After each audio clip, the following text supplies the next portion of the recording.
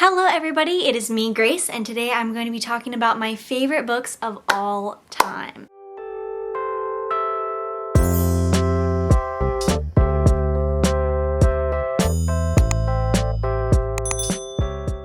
I don't know if I've done a video on this in the past. I'm sure I have because this is a booktube channel, but we're doing it again. This is in no particular order. First on the list is Cinder by Marissa Meyer. The way I did this was if I was picking a series, I would pick my favorite or my favorites books of that series. So Cinder is my favorite book of the Lunar Chronicles series, and then the Lunar Chronicles is just one of my favorite series ever. I almost picked Winter because I love it as well, but this story is a sci-fi, young adult, fantasy kind of retelling novel. It's a mix of a lot of different things. Each story in the book is based off of a different fairy tale. So the first one is Cinder, and that's based off of Cinderella, and Cinder is like this cyborg mechanic. And then it builds and introduces new characters in the second book, Scarlet, that is a retelling of Red Riding Hood, and then the third is Cress, which is Rapunzel. The fourth is Winter, which is Snow White. I'm sure you guys have heard a lot about this series already because it is so popular on booktube, but it will always be one of my favorite books of all time and my favorite series of all time. Next, we have The Hunger Games and Catching Fire.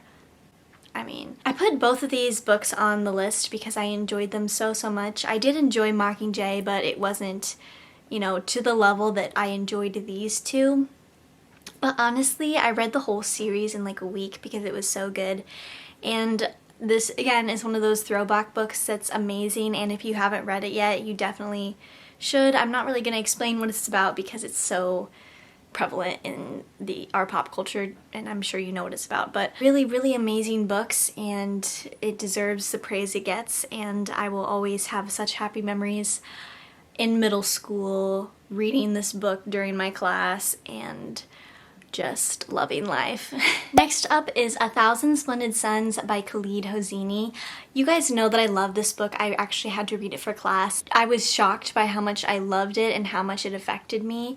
This story is about two different women in Afghanistan, just kind of, growing up in that space as a woman, and the duties that you have as a woman and marriage and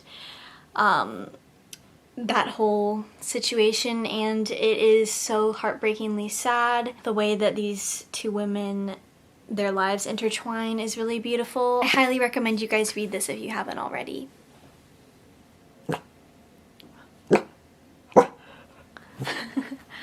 Next we've got some poetry. So I wanted to include some poetry because I really have been reading a lot of it lately. So my favorite poetry books are Milk and Honey by Rupi Kaur and The Sun and Her Flowers.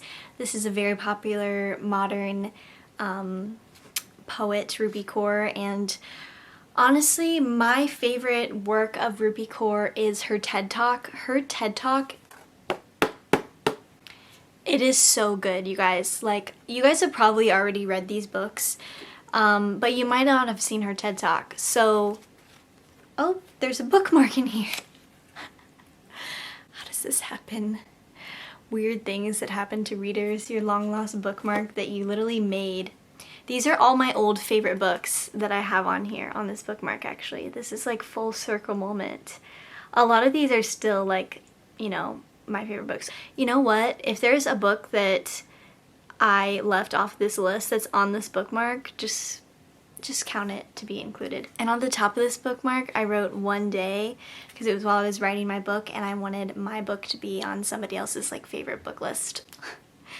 Still editing that book, lol. Okay, that was a distraction, but anyway, these books are great. The other poetry book that I have on here that I really recommend and is definitely one of my favorites. I don't know if it's above or below Rupi Kaur. I'd probably say I'd like this one a little bit better just because I've seen Rupi Kaur's work so much that, it's just not as fresh to me as this poet's work is. And that's Inward by Young Pueblo. Young Pueblo has a really brilliant Instagram where he shares a lot of his work on there. So if you want more from him and free stuff from him to see if you like his work before you buy his book. That's a great place to go.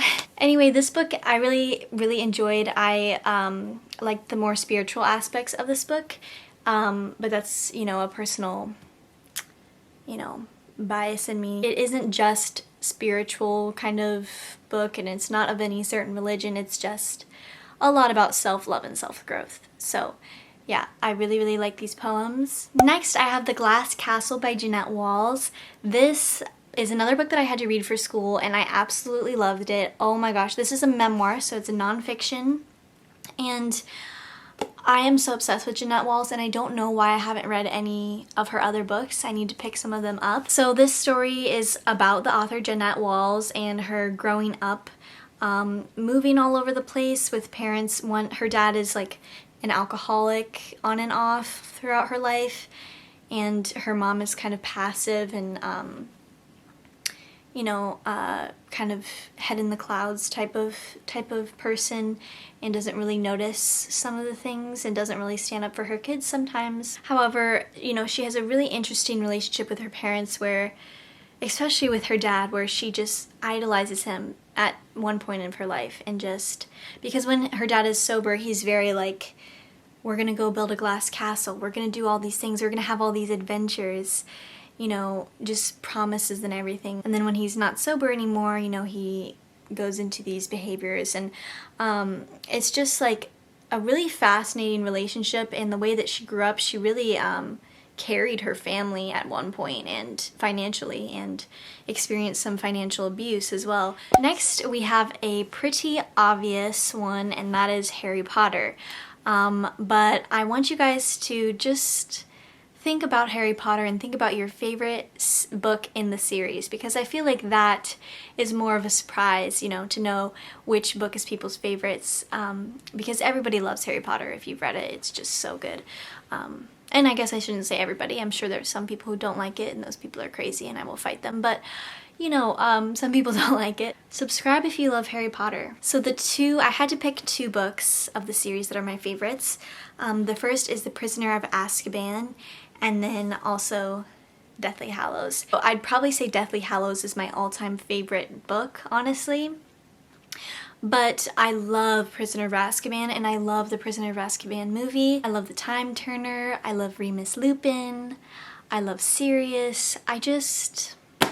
Something I really like about it, though, is I feel like Harry kind of starts to grow, you know, out of that young stage in the movie as well as the book, and really settles at Hogwarts and kind of gets used to it in a way where you're just so excited to go back, you know, after you've read Sorcerer's Stone or Philosopher's Stone, whatever you want to call it, and Chamber of Secrets. You're just so excited to go back to Hogwarts in this third one. I haven't read it in a while, and clearly I need to read it again because I'm addicted, and yeah, it's quarantine, so. I know you guys are gonna know that this book is on here because I talk about it non-stop, and that is Eat, Pray, Love by Elizabeth Gilbert.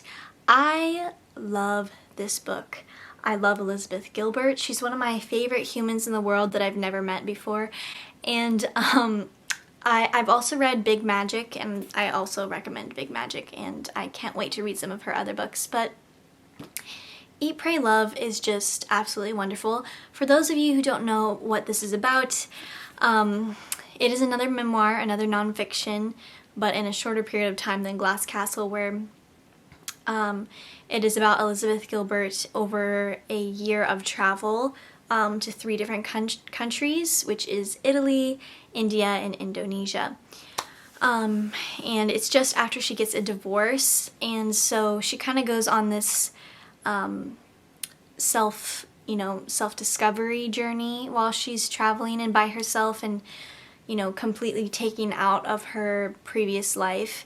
And the title is representative of each country. So in Italy, she focuses on food and also on the language. She's learning to speak Italian. Attraversiamo is the most beautiful phrase in the world, and it just means to cross over. You know what I mean? Like, Italian is beautiful. Anyway, so she focuses a lot about food in Italy. And then in India, she focuses on prayer. And in Indonesia, she finds a little bit of love. So Elizabeth Gilbert is so funny, and it comes across so wonderfully in her writing. But she's also so like open-minded. I mean, obviously she's going and doing this experience that most people would not, and it's just it makes it very entertaining to read and also meaningful at the same time. So I love this book, and I will forever love this book. Next, we've got a childhood favorite. So when I was like in late elementary school, I read this book, and I could not leave it off the list because of how much I remember it, and I remember how much I loved it. That is The Iron King by Julie Kagawa. Oh my goodness, I was so in love with this series.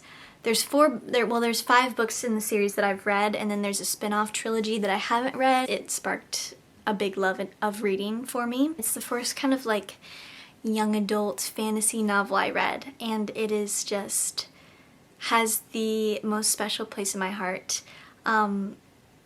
It is about, I think you would like this book if you like Throne of Glass, which we'll talk about in a minute. It's hard because I haven't read it in so long, but it's an urban fantasy where a girl finds herself in the world of the Fae. So that's what I'll say. It's very like magical, and she's looking for her brother. Her brother was taken. So that's her kind of motivation throughout the story, as they always have. It's so good. Next, we have Simon versus his Homo Sapiens Agenda by Becky Albertalli. This is a book that took me by surprise, guys. I had no idea going into the only reason I read this book is because the movie was coming out, Love, Simon, and I wanted to read the book before the movie came out. I love Simon. Simon is one of my favorite protagonists that has ever existed. He's so funny, and he just captures the essence of what it's like to be a teenager. For those of you who don't know what this book is about, it is about a high school guy named Simon who is having these secret love emails with this boy named Blue. He knows that Blue goes to his high school. The whole time that Simon is, having these conversations online with Blue, you're meeting different people from Simon's high school and all these different possibilities of people who could be Blue, So the whole time you have this very strong driving force of like, who is Blue? You want to know so bad, and so does Simon, obviously. There's some struggles in there because they're still in high school and they're, LGBT, so they feel that they can't fully just, be themselves and love who they love, and they, so that adds another layer to it, but really it's just a beautiful love story and a mystery, and then what makes it so good is it's really funny. Like, Simon is so, he gets so embarrassed like a teenager, and he's just so funny and kind, and you just love him. You know what I mean? And so you have this driving force of wanting to know who Blue is, mixed with how entertaining it is to read the words, to read the words. This is my favorite contemporary book that I've ever read. If you guys are enjoying this list so far, make sure you subscribe down below because I post bookish content literally all the time. Next, we've got another contemporary, and we already know that Simon is my favorite, as I just said, but this book is another really beautiful contemporary. It is Eleanor Park by Rainbow Rowell. I cannot wait to read. I need to read some of Rainbow Rowell's other books. I have read Fangirl, but this was, my favorite of the two. We've got Eleanor, we've got Park, both of them are misfits. They end up having to sit next to each other on the bus because they have nowhere else to sit. And at first they, they don't really talk to each other, they don't really like each other. But they're both bullied at school, and slowly over time they start to fall in love on the bus. It just starts with them listening to music together, and they're 14 years old, and both of them are going through really tough situations at home, and it is the sweetest, most pure, beautiful love. It is just, it's selfless love, you know what I mean? It's just so pure, and it's so beautiful, and it's written so well. And you would think that this would be, I say that it's so pure, but you would think this would be a little bit meant for younger audiences, but it does curse a lot. It has some scandalous scenes and stuff, and it deals with some really heavy topics, so it's not so much young as it is just like pure, beautiful love, and it's a really good story. Of course, this video is really long because I'm talking about my favorite books, and I have a lot to say about my favorite books, Next, we've got The Untethered Soul by Michael A. Singer. This was the first, I think this was the first book that I read that was about this kind of topic. I've since read a lot of books like this, like The Power of Now is really similar. So I think it's my favorite because it was the first. However, it is super well written. But this is a spiritual book, and like, how I liked Inward by Young Pueblo, it's the same kind of thing.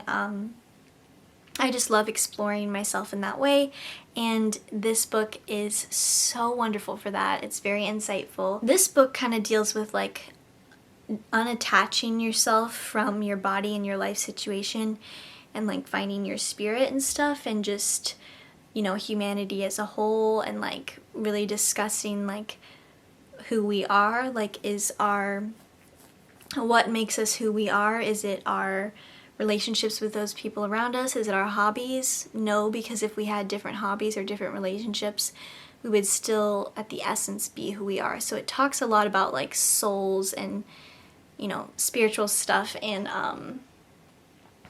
self-love, and like the power of the mind and everything like that. So it is really, really good. It's really good. These books are super good to read in the morning. This and The Power of Now I would recommend for that, because it just puts you in the right mindset of like gratitude, being amazed at, your existence. So it's very good for that, or good for like, before a meditation or something. So if you're into that kind of thing. But even if you're not, it's really good to explore, other people's perspectives on this topic, and it's very interesting. I'm sure a lot of people would not, agree maybe with, some of the philosophies that are discussed in this book, but it is so interesting. So it's a great way to grow yourself, both about you, growing from the lessons taught in this book and the philosophies in this book, or growing from learning about the philosophies in this book and getting a new perspective. So I love this book, and I really, really recommend it. Next, we've got Divergent by Veronica Roth. This book gave me that kind of feeling, just like The Hunger Games did, just like The Iron King did, where I could not stop reading, and I was so happy, and the romance really kept me going, because that was what I loved about books back in the day. And I still love that sometimes, but I don't know. Anyway, not like I used to. Anyway, this is a really great book for lovers of YA. Again, it's very prevalent in our pop culture, so I'm not going to explain what it's about, but I do recommend reading it if you haven't already. I will say, even though this is one of my favorite books of all time, the following books in the series I did not enjoy, personally. A lot of people did enjoy all 3 books. I didn't. I didn't like Insurgent, I didn't like Allegiant. So just know that going into it, if you skipped this read and never got into it, but you might like it. I just wanted to mention that. But I do love this first book so much. I also love the prequel 4.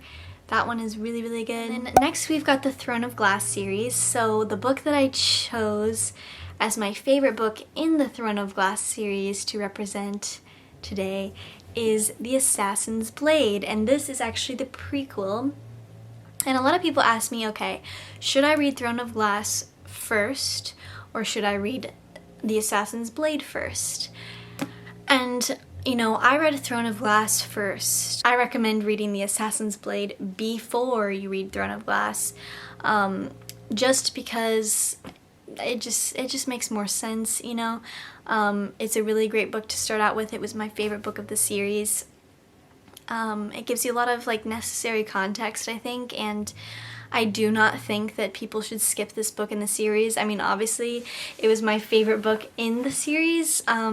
It doesn't really seem like a prequel to me, as it does its own full, wonderful, entertaining, badass female, amazing, full-blown novel. That was a lot of words. Okay, anyway, I loved the badass energy, and it wasn't so much that it was a badass female, which that was fun, but it was just a badass person that you were like, oh my gosh. And like Selena's character, the main character, is very morally gray, and you're just like, it's so interesting, you know?